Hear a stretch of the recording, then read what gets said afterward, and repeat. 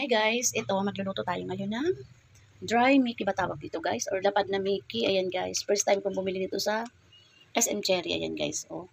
Yung lapad na noodles. Ayan guys, dry Mickey yata tawag dito guys. Ayan. Sabi ko try ko nga ito. Parang ang sarap sa ano guys. Oh. Tapos itong ating ilalagay na gulay sa ating dry Mickey or lapad na Mickey. Ito yung ating repolyo at saka yung bell pepper guys, yung kalahati lang nilagay ko. At saka yung ating bawang, sibuyas, carrots at konting manok. Sinatchap po na maliliit at lalagyan ko ng ilang pirasong hipon guys. At yung ulo niya didikdik. Ito yung ulo niya guys, didikdikin ko to. Tapos ano ko siya ng mainit na tubig at yun ang pagsasabaw natin sa pansit. Ito guys, palalambutin muna natin itong ating manok bago tayo mag-gisa. Tapos, lagyan natin ng konting tubig, guys.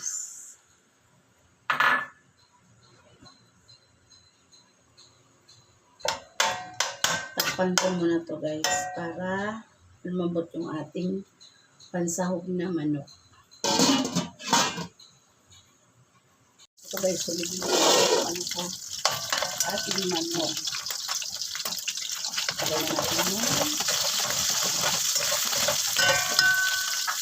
sibuyas,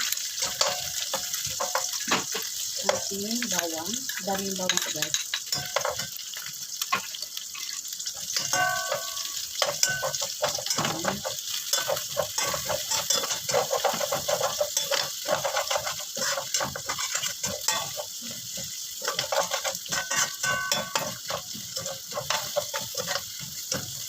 Ang bango.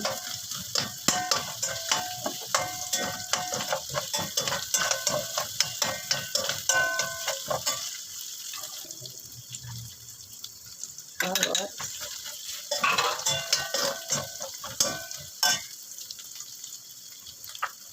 Tapos yung ating hipon.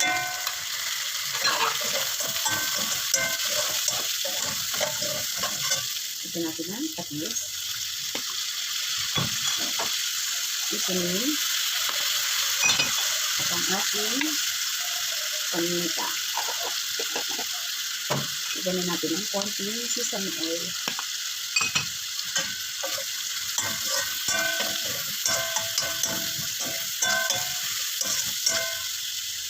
Lagay na natin yung ating gulay. Sabay na yung ating bell pepper.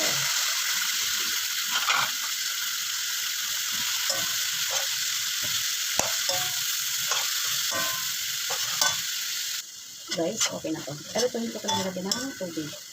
Yung pinakakatas na lang yung nagpaluto sa kanya. Yan.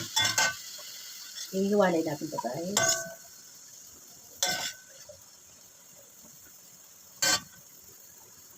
Ito na siya.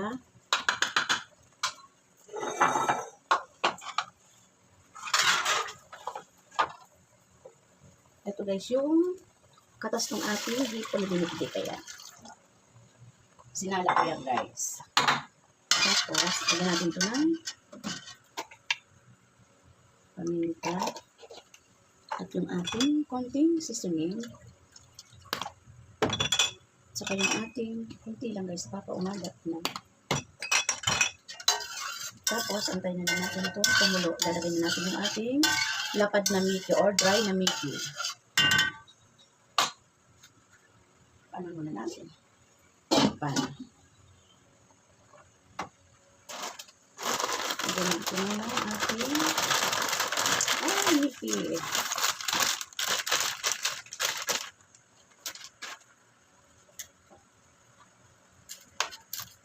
Ang lapad ng ano nyo guys, yung noodles nyo malapad.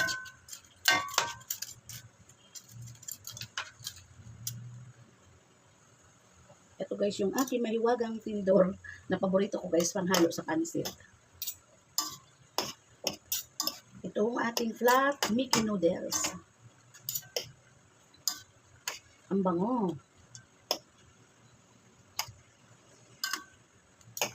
500 grams pa na ito mga guys. Ito pala guys, okay na siya. Tapos nagdagdag pa pala ko dito ng konting tubig. Ayan siya guys. Tapos, ipatakan muna natin ng konting suka. Ayan. Konti lang guys. Sarap pala ng noodles ko, guys. Parang malagkit-lagkit na mga kunat-kunat. Ang sarap ng yung lasa ng kanyang Mickey na flat noodles. Ito na siya, guys. Lagay na natin. Masarap yung noodles.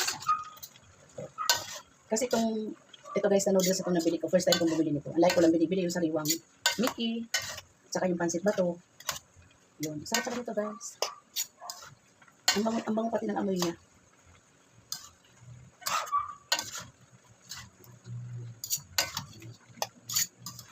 Pwede na itong ulam sa kanin.